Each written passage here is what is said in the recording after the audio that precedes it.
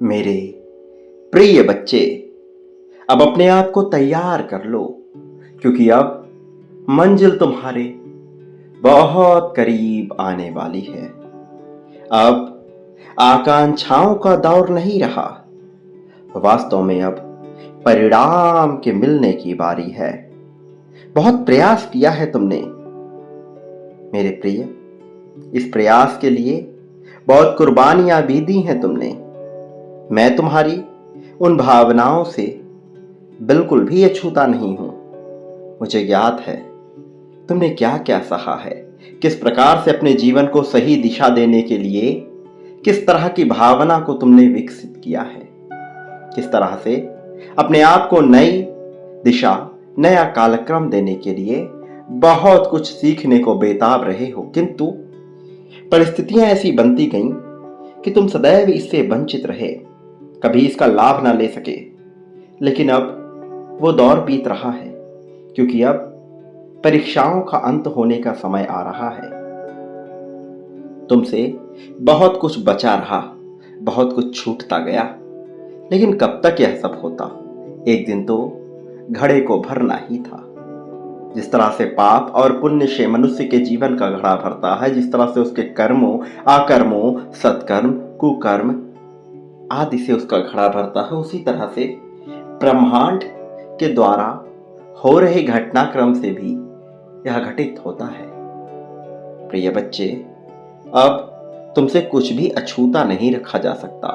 अब तुम्हें सब कुछ प्रदान किया जाएगा, वह सब जिसके लिए तुम्हारा जन्म हुआ है, ताकि तुमसे उन उद्देश्यों की पूर्ति कराई जा सके जिसको पूर्ण करने के लिए तुम इतना प्रयास करते आए हो। मेरे प्रिय, अभाव का एक लंबा जीवन तुमने जिया है। ऐसा नहीं है कि तुम्हारे सामने जो चुनौतियां आईं वह तुम्हारे पक्ष में जानबूझ कर रखी गई। वास्तव में कई बार मनुष्य अपने ही कर्मों के अनुसार उन्हें आकर्षित कर लेता है, लेकिन फिर भी उसकी बेहतर भावना यह होती है कि वह ऐसा करने के बावजूद भी उससे उबर कर बाहर निकलने की क्षमता रखे। और तुम में इतना सामर्थ्य है कि तुम बुरी चीजों को आकर्षित करने के बाद भी उससे बचने की क्षमता रखते आए हो। और यह तुम्हारा गुण है जो मौसम के साथ बदलता नहीं। कई बार तुम बहुत कमजोर महसूस करते हो, गिरा हुआ, थका हुआ महसूस करते हो। ऐसा लगता है कोई तुम्हारा साथ नहीं दे रहा, लेकिन इसके बावजूद तुम हारते नहीं, तुम थकते नहीं। इसके बावजूद तुम उठकर खड़े होने की क्षमता रखते हो। यदि थक भी गए, गिर भी गए, तब भी उठने की क्षमता जो मनुष्य रखता है, भला उससे कुछ भी वंचित कैसे रखा जाए। और यही कारण है कि तुम्हारे हिस्से में जीत को मोड़ना ही पड़ा। भले ही उसका समय अभी ना आया था, किंतु यह समय लाना पड़ा, क्योंकि तुमने दुखों को इतनी ज्यादा मात्रा में भोग लिया है कि अब सुख भोगने की तुम्हारी बारी आ ही गई है। मेरे प्रिय बच्चे, अब वह समय आ गया है, अब वो दौर आ गया है जब तुम्हारे हिस्से में केवल जीत ही जीत होगी। इसे पूरी तरह से अपना लो, इसे पूरी तरह से आकर्षित कर लो। संख्या 555 इसी क्षण लिख दो। यह दर्शाएगा कि तुम इसके लिए तैयार हो, यह दर्शाएगा कि तुम थकते नहीं हो, यह दर्शाएगा कि तुम शिकायत करने की श्रेणी में नहीं आए हो, बल्कि चीजों को आवश्यक रूप से अपना लेने की श्रेणी में हो। और जो मनुष्य चीजों का आवश्यक रूप से अपना लेने की श्रेणी में आ जाता है, वह अंततः जीत का भागीदार बन ही जाता है, भले ही उसके साथ कोई भी घटना घटित हुई हो। किंतु जिसके कर्म सही हो और जो ऐसा करने की सोच रखता हो, उसे कुछ भी रोका नहीं जा सकता। प्रिय बच्चे, इसलिए तुम्हारे जीवन में यह घड़ी भेजी जा रही है, और अब जबकि तुम्हारे जीवन में यह भेजा जा रहा है, तो तुम इससे अपने आप को अलग नहीं मानना। इसे स्वीकार करो, इसे पूरी तरह से अपने जीवन में समाहित करो, और बिल्कुल भी भय मत पालना। तुम्हें अपने आप को मेरे प्रति पूर्णतः समर्पित करना है। अपना समर्पण दर्शाओ और भयमुक्त होकर जीवन जियो। तुम्हें बिल्कुल भी भय में होने की आवश्यकता नहीं है। मैं सदैव तुम्हारे साथ हूं, तुम्हारा समर्थन करने के लिए, तुम्हें जीत दिलाने के लिए। इस संदेश में पूर्णतः अंत तक बने रहना, तभी तुम इसके गूढ़ रहस्यों को समझ पाओगे। वो रहस्य जो देवलोक से तुम्हारे लिए भेजे गए हैं, ताकि तुम उसे अपने जीवन में उतारकर उसका लाभ ले सको। मेरे प्रिय बच्चे, अब तुम्हारे लिए एक नई यात्रा का प्रारंभ किया जा रहा है। ये यात्रा कई मायनों में तुम्हारे लिए जीवन को बदल देने वाली साबित होने वाली है। तुमने अब तक के अपने जीवन में बहुत कुछ खोया है, बहुत कुछ पाया है, लेकिन अब इस खोने पाने की प्रक्रिया से दूर तुम कुछ ऐसा महसूस करने वाले हो जो तुम्हारे सोच के मायने को पूरी तरह से बदल देगा। पुष्प की भांति नई तरह से खुल उठने के लिए अब तुम तैयार हो जाओ। तुम्हारे जीवन में जो चुनौतियां आ रही हैं, उनके रहस्य को अब तुम समझने वाले हो। वास्तव में जिन लोगों ने तुम्हें नीचे गिराने का प्रयत्न किया, उसके पीछे का उद्देश्य भी तुम भांपने वाले हो।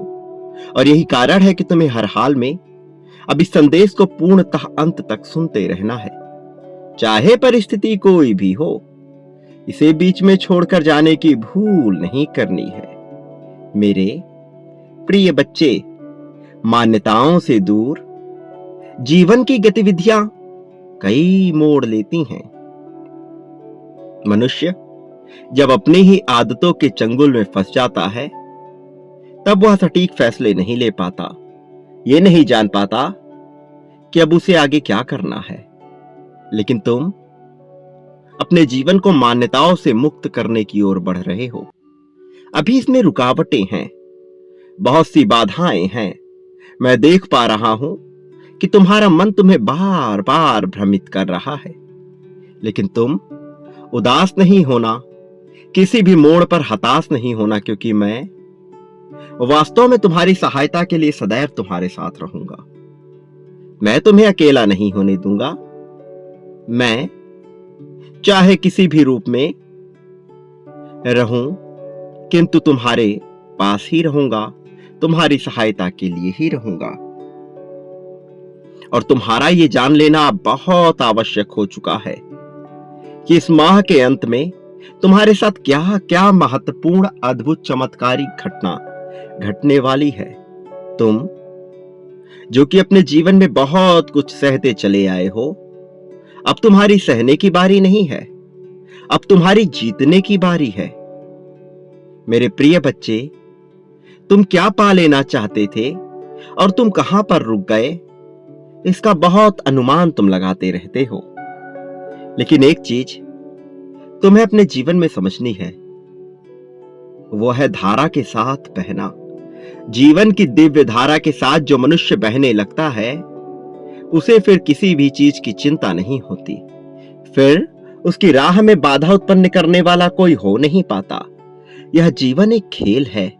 इसे तुम माया कह सकते हो, एक नाटक कह सकते हो, रचना कह सकते हो, या जाल कह सकते हो, किंतु इसकी प्रासंगिकता यही है कि तुम्हें इसमें आनंद लेते रहना है। इसकी प्रासंगिकता यही है कि यह झूठ में भी एक तरह का विनोद है, मजा है। कई बार मनुष्य सत्य से ही ऊब जाता है और सत्य की तलाश बंद कर देता है। किंतु मेरे प्रिय बच्चे, तुम जैसा होनहार मनुष्य यदि ऐसा करे तो मुझे इसमें बड़ा संदेह होता है। विडंबना भी यही है कि तुम जैसे होनहार मनुष्य के मन में ऐसी भावना जन्मती है क्योंकि तुम चुनौतियों से कई बार घबरा जाते हो, जबकि तुम्हें अच्छे से ज्ञात है कि तुम में सामर्थ्य है, तुम साहसी हो, तुम किसी भी परिस्थिति से पूरी तरह से निपट लेने में सामर्थ्यवान हो। ऐसा गुण तुम अपने भीतर रखते हो, ऐसी चंचलता, ऐसी कोमलता भी तुम में है कि तुम इस जीवन के साथ हर्ष विनोद के क्षणों में रह सकते हो। और ऐसी कठोरता, ऐसी गंभीरता भी तुम में विराजमान है कि बड़े से बड़ा पहाड़ भी तुम्हारे संकल्प के आगे झुक जाए। प्रिय बच्चे, तुम उस नीर के समान मधुर, कोमल, बह जाने वाले हो जो इस जीवन को अपने में समाहित कर लेता है, और उस चट्टान के समान विशाल और मायावी भी हो जिसके आगे बड़े से बड़ा अवरोध भी टकरा नहीं पाता, क्योंकि वह स्वयं ही अवरोध बनकर खड़ा हो जाता है। फिर भी तुम्हारे जीवन में चुनौतियों के रूप में जो अवरोध भेजे जा रहे हैं, तुम उनसे घबरा रहे हो। मुझे आश्चर्य होता है कि तुम जैसा होनहार मनुष्य ऐसा कैसे कर सकता है। तुम जैसा गंभीर चित्त मनुष्य ऐसा कैसे कर सकता है। तुम जैसा हर्ष विनोद में रहने वाला मनुष्य ऐसा कैसे कर सकता है भला। ऐसा संदेह मेरे मन में क्यों उत्पन्न हो रहा है। मेरे प्रिय, तुम सदैव मुझसे अपनी विडंबना दूर करने की बात करते हो, लेकिन क्या तुम मेरी विडंबना दूर कर सकते हो? क्या मुझे बता सकते हो कि तुम जैसा मनुष्य आखिर घबरा क्यों रहा है? क्या विपत्ति नहीं आएगी? क्या विपत्ति आती नहीं? क्या चुनौती नहीं आनी चाहिए? क्या जीवन सरल और मधुर ही चलता रहे? यदि विपत्ति आ गई तो तुम घबरा जाओगे। यदि विपत्ति आ गई तो तुम सीधा संदेह करने लगोगे, तुम शिकायतें करने लगोगे। नहीं, तुम ऐसे नहीं हो। मैंने तुम्हें ऐसा नहीं बनाया था। मैंने तुम्हें गुणवान बनाया, मैंने तुम्हें होनहार बनाया, होशियार बनाया, बलवान बनाया। भुजबल, कौशल, बुद्धि, इन सब से तुम्हें मैंने लवरेज किया। इन सब की अधिकता, प्रचुरता तुम में भरी गई। तुम अपने आप को सामान्य समझने की भूल कर रहे हो। भला क्यों? यह नाटक है। यह जीवन एक मायावी नाटक का हिस्सा है। तुम इससे अछूते नहीं हो। तुम इसके अंग हो। तुम इसमें अभिनय करने वाले पात्र हो। फिर भला तुम अपने अभिनय को बेहतर क्यों नहीं करते? अरे दृष्टा की भांति एक बार अपने जीवन को देखो तो सही। क्यों इसमें पूरी तरह से समाहित होकर स्वयं को नाटक से अलग कर ले रहे हो? क्यों स्वयं को कर्ता मानकर भगवान हो जाने की श्रेणी में आ जाना चाहते हो? प्रिय बच्चे, जब तक तुम ऐसा करोगे दिक्कतें आती रहेंगी, क्योंकि तुम चुनौती दे रहे हो स्वयं परम चित्त परमात्मा को। मैं नहीं चाहता कि तुम कोई योजना बनाओ। मैं नहीं चाहता कि तुम किसी भी प्रकार से अपने आप को परमात्मा सिद्ध करो। तुम तो अभिनय के सबसे महत्वपूर्ण पात्र हो। सब कुछ तुम्हारे लिए ही तो रचा गया है। फिर इस अभिनय को बेहतर तरीके से क्यों नहीं करते? बिना कोई संदेह किए, बिना शिकायतों किए, बिना भय के, बिना अपने ऊपर शक करे हुए, बिना क्रोधित हुए तुम जीवन क्यों नहीं जीते?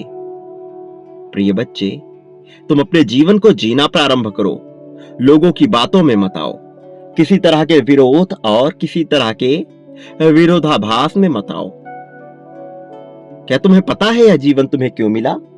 तुम कहां से आए, तुम कहां चले जाओगे, क्या तुम्हें कुछ भी ज्ञात है? यदि तुम्हें इसका भान नहीं, इसका ज्ञात नहीं, और कोई तुम्हें बताने वाला नहीं संसार में, क्या आज तक कोई बता सका है? क्या कोई बता पाएगा? क्या कोई बता पाया है? किसमें वो क्षमता है?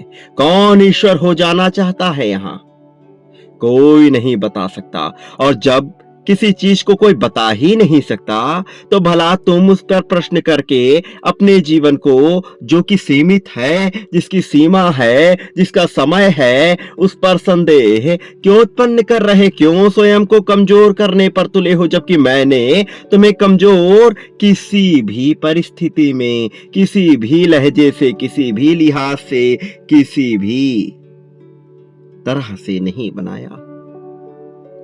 मैं तो कहता हूं तुम अनिवार्यता के नियम को समझो, संतुलन के नियम को समझो, कर्म के नियम को समझो, जीवन के नियम को समझो, जीवन को समझो, स्वयं को समझो, अपनी अंतरात्मा से पूछो, क्योंकि तुम्हारे सारे प्रश्नों का उत्तर तो वही है ना। फिर भी तुम भटक रहे, फिर भी तुम संदेह कर रहे। भला तुम ऐसा कैसे सोच सकते हो? तुम जानते हो कि यह सब नाटक है जो घटित हो रहा है। तुम एक योजना बनाते हो कि जीवन वैसा हो। क्या यह संभव है? वैसा हो सकता है? क्या तुम चुनौती दे रहे हो स्वयं मुझे, इस ब्रह्मांड को, नियति को, परमात्मा को चुनौती दे रहे हो? तुम चाहते हो कि सब कुछ वैसा हो जाए। ऐसा नहीं होगा। तुम रस लेना प्रारंभ करो, फिर देखो सब कुछ वैसा होगा जैसा तुम चाहते हो। किंतु तुम्हें जीवन में समाहित होकर भी इससे अनासक्त रहना, इससे आसक्ति नहीं बांधनी है। इससे जब तुम आसक्ति नहीं बांधोगे तभी तो तुम इसके रहस्य को समझ पाओगे। मेरे प्रिय बच्चे, कुछ बातें मनुष्य को समझ आती हैं, कुछ बातें उसे समझ नहीं आती, और जो बातें उसे समझ नहीं आती वह उसे माया का नाम दे देता है। मैं नहीं चाहता तुम इस तरह की बेबुनियादी बातों में पड़ो। मैं केवल इतना चाहता हूं कि तुम अपने जीवन में आगे बढ़ो, तुम अपने जीवन के रहस्य को समझो, इसके सूत्र को समझो। कोई तुम्हारे लिए क्या करता है, क्या नहीं करता है, यह इस संसार की बात है। तुम्हें इसमें कुछ भी नहीं सोचना है। तुम्हारा पूरा ध्यान केवल यह सोचने पर होना चाहिए कि तुम्हें जीवन में किसी भी प्रकार की चिंता ना हो। मेरे प्रिय बच्चे, मैं सदैव तुम्हारे साथ हूं। मैं तुम्हें कभी अकेला नहीं होने दूंगा। लेकिन तुम्हें भी यह संकल्प लेना होगा कि तुम अपने जीवन में अब कुछ नियमित कार्य को करोगे। चाहे कुछ भी हो जाए, तुम्हें अपनी सेहत पर ध्यान देना है, क्योंकि तुम कई बार इससे समझौता करते हो, तुम इससे बचने का प्रयास करते हो। तुम ये नहीं समझते कि यह कितना महत्वपूर्ण है। वास्तव में यह शरीर एक यंत्र के समान है, एक यंत्र जो तुम्हें इस जीवन में कुछ भी करने के लिए एक तरह की अनुमति प्रदान कर रहा है। इसके बिना तुम इस जीवन को भोग ही ना सकोगे। और यह बहुत महत्वपूर्ण है। अभी तुम्हें इसका अर्थ नहीं पता चल रहा, लेकिन इस शरीर के बगैर तुम्हें सब कुछ अधूरा अधूरा सा लगेगा। तुम्हारी भावनाएं तो जिंदा रहेंगी, लेकिन शरीर के बगैर तुम कुछ कर ना सकोगे और बहुत ही ज्यादा परेशान हो सकते हो। इसलिए मैं चाहता हूं कि तुम इसका संपूर्ण ध्यान रखो। जो चीजें तुम्हारे जीवन में प्रदान की जा रही हैं, उसे ढूंढने का प्रयास करो, उसे समझने का प्रयत्न करो। वो तुमसे बहुत कुछ कराएगा।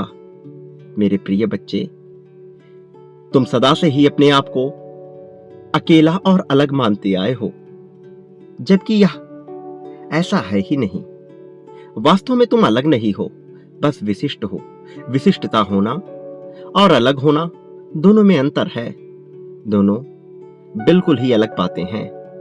प्रिय बच्चे, मैं जो कह रहा हूं इसे बहुत ध्यानपूर्वक समझो, इसकी गहराई में उतरो, अन्यथा तुम चूक जाओगे। मैं नहीं चाहता तुम इन बातों से चूको, मैं नहीं चाहता तुम रहस्यों से चूको। इसलिए मेरे प्रिय, इसकी गहराई में उतरना तुम्हारे लिए आवश्यक है।